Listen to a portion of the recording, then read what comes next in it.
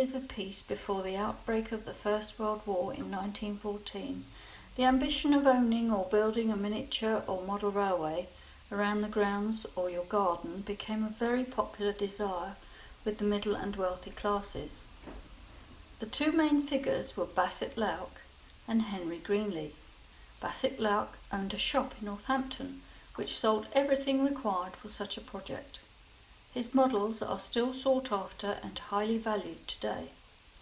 Henry Greenley designed and managed the larger projects for his clients. When motor racing returned to Brooklands in 1920, two of the drivers, Captain J.E.P. Howe and Count Louis Soborowski, became good friends. Captain John Edwards Presgrave Howe was a millionaire landowner, former army officer and a miniature railway enthusiast. He was an Eton scholar who unusually took up an engineering apprenticeship with Vickers, but that was met with disapproval, so he spent his time shooting grouse in Sutherland instead. He was a captain in the Bedfordshire Yeomanry, but his interest lay in mechanics rather than horses, so he transferred to the Royal Flying Corps as an observer. He was shot down behind German lines in France in 1915.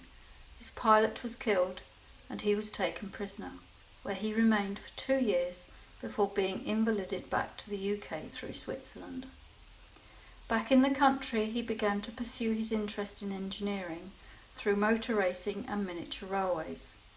His younger brother, Richard, also had a passion for motor racing and purchased Count Soborowski's 4.8-litre Ballot, which, as a penniless Guards officer and friend of the Count's, he paid £500 and made his Brooklands debut in 1925. Howe commissioned a sister car to Parry Thomas's own famous Leyland Thomas that Thomas himself had prepared. Thomas may have had an ulterior motive, as he too used to race his car, but Howe paid for it. However, it was not uncommon for drivers to use each other's cars at this time. Howe's debut was at the Easter meeting of 1923, and again at the Whitsun meeting with the Leyland, again proving successful, winning the lightning short handicap. In the summer meeting long handicap, Thomas and Howe vied against each other in their respective Leylands, with Thomas just taking the victory. Howe was back again in August with the Leyland, entering the private competitors' handicap, but was beaten into third place, largely due to a massive skid where he slithered broadside between two other competitors. The following short race witnessed the debut of Count Soborowski's Chitty 4. The autumn meeting saw Howe in the first race, the 100-mile-per-hour short handicap, where he finished second behind Vandervelde, but fared better in the lightning short handicap, which he won despite the rear tyre shredding and draping itself around the front axle. At the same meeting he won the long handicap, having repaired his tyre from Brooklands' 1913 Peugeot. Howe continued to be a frequent visitor to Brooklands and also competed in European rallies, but his last racing appearance here was at the 1926 Easter meeting, where he was driving a Ballot. Despite circulating at over 112 miles per hour, was unplaced in the private competitor's handicap.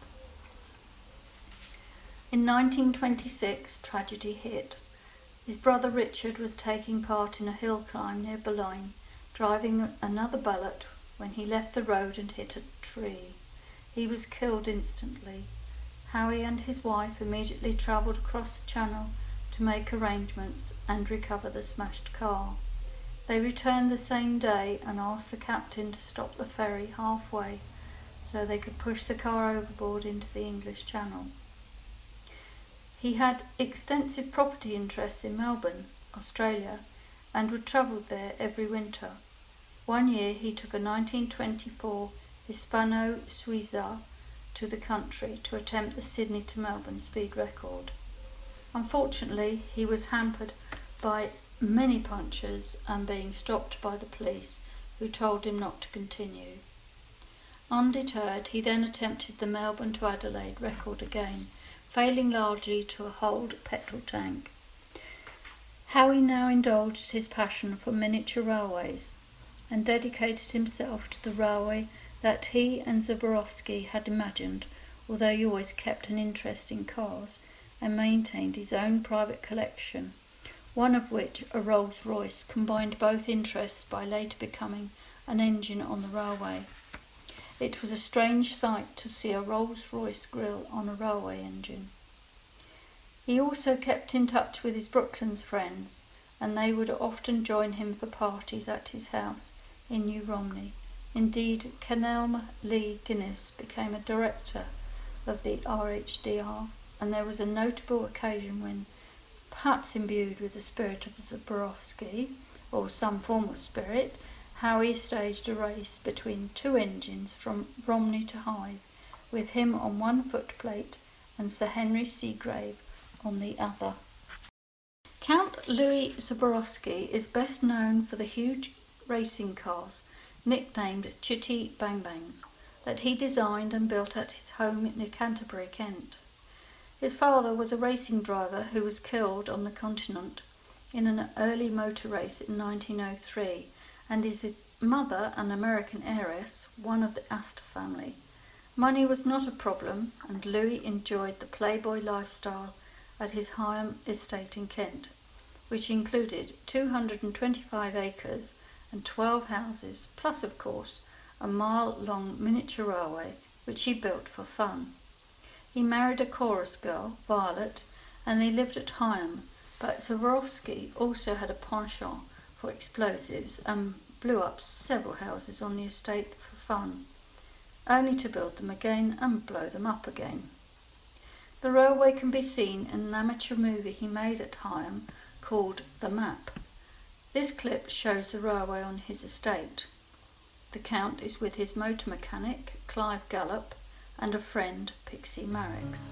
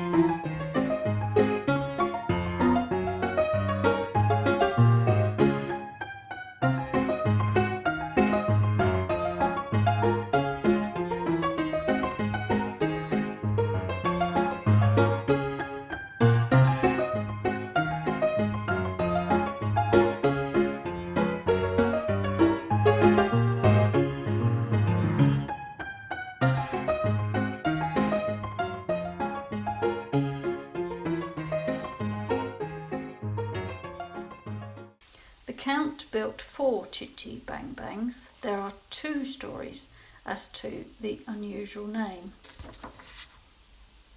One, because of the massive backfires from the car's crude-looking exhaust system, which sounded like Chitty Bang. In fact, the exhaust system was quite advanced for its time. It was especially made to look crude and basic to deceive the race handicapper, who would give Soborowski a lower handicap and a better chance of winning the race. This ploy did not work for too long. 2. World War I soldiers were given a chit to allow them to go back home to England or to go into local towns away from the front line. We'll leave the next bit to your imagination. This double meaning would have appealed to Soborowski's wild sense of humour.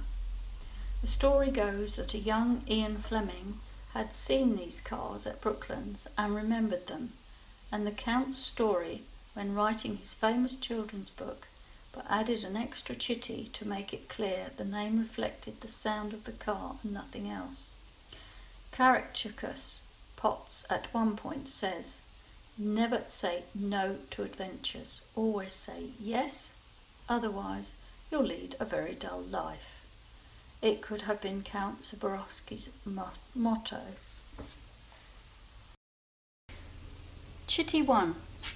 Soborowski created all the chitties with the help of his friend and engineer Clive Gallop at Hythe House. Gallop had developed the first engine for W.O. Bentley prior to joining Soborowski and would later return to them after the Count's death, when another friend, Wolf Bonato, brought into the company. The cars were so loud that Canterbury reportedly passed a by-law preventing them from entering the city walls. It is interesting to note that Soborowski drove the car to Brooklands from Canterbury himself, using trade plates. Also, surprisingly, it was not a brand new car. It was built using the chassis from his pre-war Mercedes fitted with a 23-litre Maybach engine, and the car was chain-driven. Soborowski had a successful day, winning 2 races and came second in another. The maximum speed recorded for the car was 100.75 miles per hour. Chitty 1 returned to Brooklands that year for the autumn meeting, this time with a new 2-seater body. Another good day. It beat the top car of the meeting, a 350 h-power V12 Sunbeam, convincingly with a maximum speed of 111 miles per hour. During the meeting, Chitty 1 was even faster, being clocked at 120 miles per hour along the railway straight. It was raced again, only once more at Brooklands, taking part in the 1922 Whitsun meeting, when it set the fastest lap of the day with a speed of 113.45 miles per hour. It did turn up for the September meeting, but crashed badly when a tyre left the rim as the car came under Members Bridge, causing it to strike a parapet, slithering in circles down the banking, demolishing the timing box at the start of the railway straight, scattering 2 race officials, one of whom lost his fingers in the accident. It finally ended up bogged down in soft ground, with the front axle completely off and the Count still sitting in the car unharmed, unlike the poor official. The car was repaired, but the Count never drove it again. Captain Howie acquired the car after the Count's death in 1924 and ran it once more at Brooklands, but it then languished in the Romney marshes. The car was eventually sold to Conan Doyle brothers, who ran Chitty 1 again, unsuccessfully in a sprint event. It last appeared at Brooklands in 1934 in a small exhibition of old cars which journalist Bill Boddy helped organise. It then remained rotting away at Brooklands until it was eventually broken up for spares. Chitty 2. The building of Chitty Bang Bang 2 commenced in the summer of 1921. Once again, this car used a second-hand Mercedes-Benz chassis and was powered by an 18.8-litre Bentley Z4 Aero engine. This car only raced once at Brooklands at the 1921 autumn meeting. In the early months of 1922, Soborowski took part in a long-distance rally. Chitty 2 performed exceptionally well when being driven across the Sahara Desert. The car itself still exists in America. It was originally purchased in 1925 by C. Merrick Fowler and then Bill Hollis, who operated a fleet of orange motor coaches from Temple Ewell near Dover. Hollis drove it until the transmission gave up and then neglected it. Peter Harris Mays persuaded him to sell it and spent years restoring it. In 1969, Harris Mays put the car up for auction in London, where it was sold and went to the American collector Bill Harrah for £16,500. Since that collection was broken up, it has been through the 2 US motor museums, the Ellenville in New York and Crawford in Cleveland, and is now in the private collection of Bob Haar in Paris Hill, Maine. Chitty 3. The Count used a chassis from a Mercedes-Benz 2895 as the basis of Chitty Bang Bang 3. This time the car was powered by a 14,778cc 6-cylinder Mercedes Aero engine. The car was also known as the White Mercedes, and Soborowski used it as his own personal transport, even driving it to Stuttgart when he joined the Mercedes racing team. It was sold to Captain Howe following the Count's death and was later used to pay off a debt to Mercedes, becoming part of their British collection, where it was purchased by two other racers, John Knoll and John Pole, who took it back to Brooklands again in 1929. It is believed to have been eventually scrapped. During 1923, Soborowski drove in several of the world's classic motor races, including the Indianapolis 500 in a Bugatti and the Italian Grand Prix at Monza in an American Mille 122. Chitty 4. Chitty Bang Bang 4, the Hythe Special, was also built on the Count's Hythe estate in Kent. The car used many second-hand parts from old Benz cars, but this time Soborowski used a massive 27-litre Liberty engine from America to power the car. The car was still under development when Soborowski died, and Chitty 4 was sold to Parry Thomas in 1925 for £125. Thomas rebuilt her into the record-breaking Babs. In April 1926, Babs set a new world land speed record of 171.02 miles per hour at Pendine Sands in Wales. Thomas returned to the Sands a year later in March 1927 in a further attempt on the land speed record, but the car went out of control and overturned, killing Thomas instantly. Following the inquest, the car was buried in the sands at Pendine, but later dug up and fully restored by Owen Wyn Owen in 1967. It was completely rebuilt and ran again in 1970. It still runs occasionally today and is a frequent visitor to Brooklands, but spends most of its year in a specially built museum at Pendine.